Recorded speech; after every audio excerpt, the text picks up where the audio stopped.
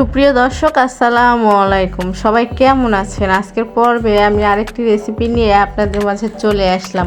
আজকে করে দেখাবো ইলিশ মাছ দিয়ে কচুর মুখী রান্না। অনেকভাবেই তো আপনারা ইলিশ মাছ খেয়েছেন, এইভাবে কি কখনো খেয়েছেন? একবার এইভাবে ট্রাই করে দেখবেন, অনেক ভালো লাগবে। চলুন তাহলে কথা না বাড়িয়ে রেসিপি শুরু করে দেই। এখানে ইলিশ মাছ কেটে ধুয়ে পরিষ্কার করে নিয়েছি। এরপর নিয়ে নিব পেঁয়াজ কুচি হাফ কাপ, দিয়ে দিব আদা বাটা 1 টেবিল চামচ, রসুন বাটা 1 টেবিল চামচ, দিয়ে দিব হলুদ গুঁড়ো 1 টেবিল চামচ, মরিচ গুঁড়ো হাফ টেবিল চামচ এবং ধনিয়া গুঁড়ো হাফ টেবিল চামচ, জিরা গুঁড়ো হাফ টেবিল চামচ, দিয়ে দিব স্বাদ মতো লবণ। এখন দিয়ে দিব কিছু কাঁচামরিচ ফালি। আমি 6 থেকে 7টা কাঁচামরিচ ছোট করে ফালি করে নিয়েছি। এরপর দিয়ে দিব রান্নার তেল। এখন সব কিছু উপকরণ হাতে মাখিয়ে নিব। খুব ভালোভাবে মাখিয়ে নিতে হবে যাতে পেঁয়াজটা একদম নরম হয়ে আসে, সেই পর্যন্ত মাখিয়ে নিতে হবে।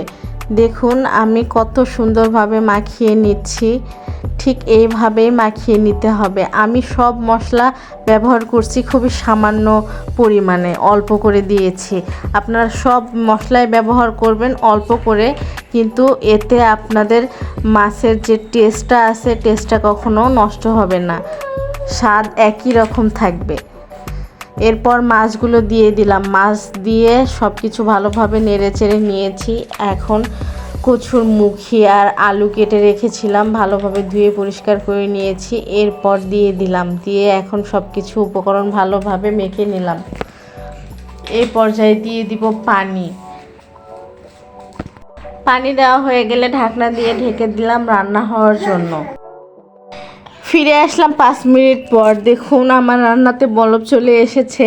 এই পর্যায়ে আমি একটু নেড়ে চেড়ে দিব। এই কাজটা খুবই সাবধানে করতে হবে, নয়তো মাছ ভেঙে যাওয়ার সম্ভাবনা থাকতে পারে।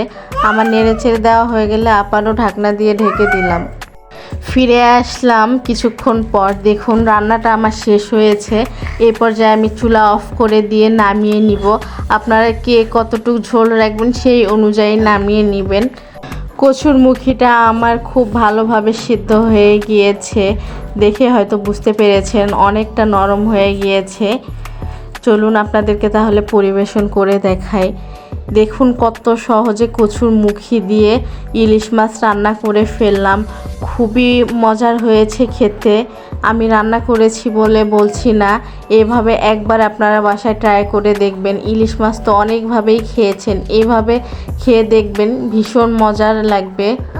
সব মশলা দেওয়ার কারণে যে স্বাদটা নষ্ট হয়ে যাবে তা না, স্বাদ একদম একই রকমই থাকবে। আজকে এই পর্যন্ত, আবারও অন্য কোনো ভিডিও নিয়ে আপনাদের মাঝে চলে আসবো। সেই পর্যন্ত সবাই ভালো থাকবেন, সুস্থ থাকবেন। আল্লাহ হাফেজ।